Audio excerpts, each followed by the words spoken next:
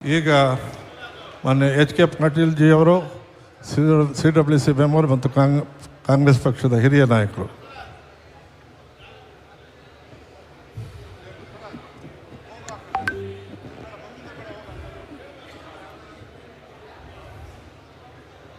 ಜಗತ್ತಿನ ಶ್ರೇಷ್ಠ ರತ್ನ ಭಾರತವನ್ನು ಸಂಪದ್ಭರಿತ ರಾಷ್ಟ್ರವನ್ನಾಗಿ ಮಾಡಿರುವ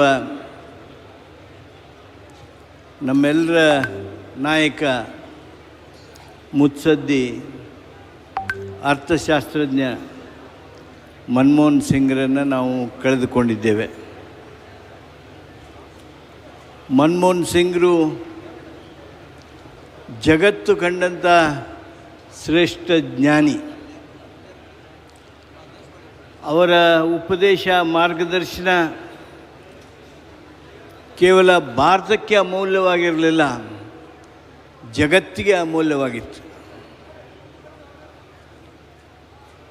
ಅತ್ಯಂತ ಬಡ ಕುಟುಂಬದಿಂದ ಬಂದಂಥ ಮನಮೋಹನ್ ಸಿಂಗ್ರವರು ರಾಜಕಾರಣದಲ್ಲಿ ಅತ್ಯಂತ ಉನ್ನತ ಹುದ್ದೆಯನ್ನು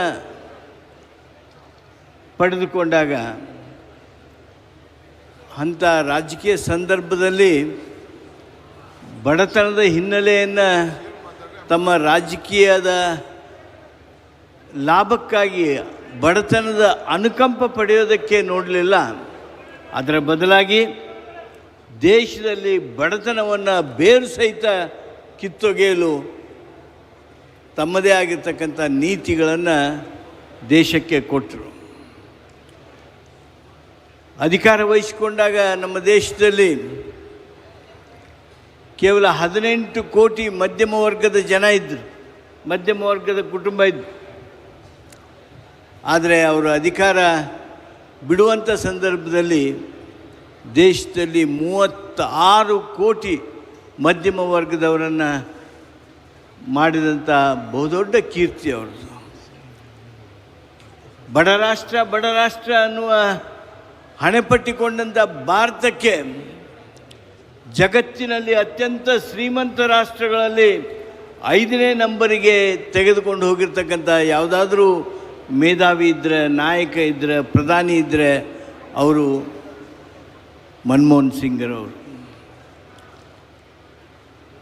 ಭಾರತೀಯರಿಗೆ ಏನು ಹಕ್ಕು ಕೊಡಲಿಲ್ಲ? Right to work, right to food, right to information, right to education, ಇವೆಲ್ಲವುಗಳನ್ನು ನೀಡಿದಂಥ ಮನಮೋಹನ್ ಸಿಂಗ್ರವರು ನಮ್ಮ ರಾಷ್ಟ್ರವನ್ನು ಅತ್ಯಂತ ಉನ್ನತ ಮಟ್ಟಕ್ಕೆ ಹೋದವರು.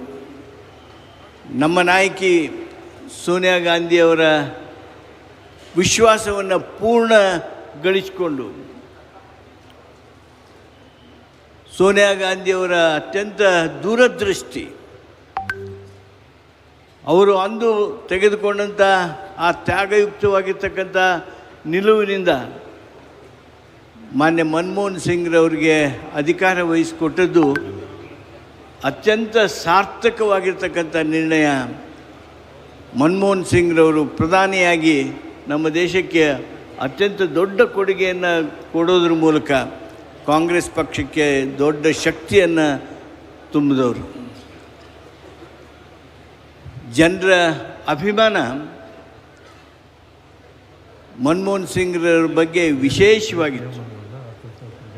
ಅವ್ರಿಗೆ ಮೌನಿ ಬಾಬಾ ಅಂತ ಅಂದಾಗ ಜನ ಅಂತ ಇದ್ದದ್ದು ಜ್ಞಾನಿ ಬಾಬಾ. ಈಗ ತಾವು ಆ ಸಿನಿಮಾವನ್ನು ವೀಕ್ಷಿಸಿದ್ರಿ, ಜನ ಎಲ್ಲ ಅತ್ಯಂತ ಸಂತೋಷದಿಂದ ಅವ್ರಿಗೆ ಸಿಂಗ್ ಈಸ್ ಕಿಂಗ್ ಅನ್ನುವ ಅಭಿಮಾನದ ಮಾತು ಹೇಳ್ತಿದ್ರು. ಒಟ್ಟಾರೆ ದೇಶದ ಆರ್ಥಿಕ ಕ್ಷೇತ್ರಕ್ಕೆ ಬಹುದೊಡ್ಡ ಕೊಡುಗೆ ಕೊಟ್ಟವರು. ಬರಾಕ್ ಒಬಾಮಾ ಏನು ಹೇಳಿದರು ತಾವು ಗಮನಿಸಿದ್ರಿ. ಮಾನ್ಯ ಮನಮೋಹನ್ ಸಿಂಗ್ರವರು ಕೇವಲ ಭಾರತಕ್ಕೆ ಆರ್ಥಿಕ ಮಾರ್ಗದರ್ಶಕರಲ್ಲ, ಜಗತ್ತಿಗೆ ಆರ್ಥಿಕ ಮಾರ್ಗದರ್ಶಕರು. ಅಮೇರಿಕ ಇವತ್ತು ಆರ್ಥಿಕ ತೊಂದರೆ ಸಮಸ್ಯೆಯಿಂದ ಉಳಿದಿದ್ದರೆ ಅದು ಮನಮೋಹನ್ ಸಿಂಗ್ರ ಮಾರ್ಗದರ್ಶನದಿಂದ ಅನ್ನುವಂಥ ಮಾತು ಹೇಳ್ತಾರೆ. ಅಂದರೆ ಯಾವ ಎತ್ತರದ ಯಾವ ಮಟ್ಟದ ಜ್ಞಾನಿ ಅವರಾಗಿರ್ಬೋದು ಅನ್ನೋದನ್ನು ನಾವು ಇಸ್ಕೋಬೋದು. ಅಂಥ ನಮ್ಮ ನಾಯಕನನ್ನು ನಾವು ಕಳೆದುಕೊಂಡಿದ್ದೀವಿ. ಅವರ ಬದುಕು, ಅವರ ಜೀವನ ನನಗೆ ವೈಯಕ್ತಿಕವಾಗಿ ವಿಶೇಷ ಸಂದರ್ಭ, ಸಂಪರ್ಕ ಬರುವಂಥದ್ದಿತ್ತು. ಅವರಲ್ಲಿರ್ತಕ್ಕಂಥ ನಮ್ರತೆ, ವಿನಯ, ಅವರ ಜ್ಞಾನ, ಹಲವಾರು ಸಮಸ್ಯೆಗಳಿಗೆ ಅವರು ನೀಡ್ತಕ್ಕಂಥ ಸಣ್ಣದೇ ಆಗಿದ್ದರೂ ಸಹಿತ ಬಹುದೊಡ್ಡ ಪರಿಣಾಮ ಬೀರ್ತಕ್ಕಂಥ ಆ ಒಂದು ಪರಿಹಾರಗಳು ನಿಜವಾಗಿಯೂ ಎಂಥದೇ ವ್ಯಕ್ತಿ ಇರಲಿ ಅವನ ಮೇಲೆ ಛಾಪು ಮೂಡಿಸ್ತಕ್ಕಂಥದ್ದು. ನಾನು ಎಷ್ಟು ಬಾರಿ ಮನಮೋಹನ್ ಸಿಂಗ್ರನ್ನು ಭೇಟಿಯಾಗಿದ್ದೆ, ಅಷ್ಟು ಬಾರಿ ಒಂದೊಂದು ಹೊಸ ಪಾಠವನ್ನು ಆ ಒಂದು ಸಂದರ್ಭದಲ್ಲಿ ಪಡೆದಿದ್ದೇನೆ ಅನ್ನೋದನ್ನು ಈ ಸಂದರ್ಭದಲ್ಲಿ ಹೇಳಿ, ನಮ್ಮ ಶ್ರೇಷ್ಠ ನಾಯಕನೊಬ್ಬನನ್ನು ಕಳೆದುಕೊಂಡು ಜಗತ್ತು ಬಡವಾಗಿದೆ. ಅವರಿಗೆ ನಾನು ವಿಶೇಷವಾಗಿ ಗೌರವಪೂರ್ಣವಾಗಿರ್ತಕ್ಕಂಥ ಶ್ರದ್ಧಾಂಜಲಿಯನ್ನು ಸಲ್ಲಿಸ್ತೀನಿ. ಜಿ ಕನ್ನಡ ನ್ಯೂಸ್ ಈಗ ನಿಮ್ಮ ಮನೆಯಲ್ಲೇ ನೋಡಿ. ಎಲ್ಲ ಕೇಬಲ್ಗಳಲ್ಲಿ ಈಗ ಲಭ್ಯ.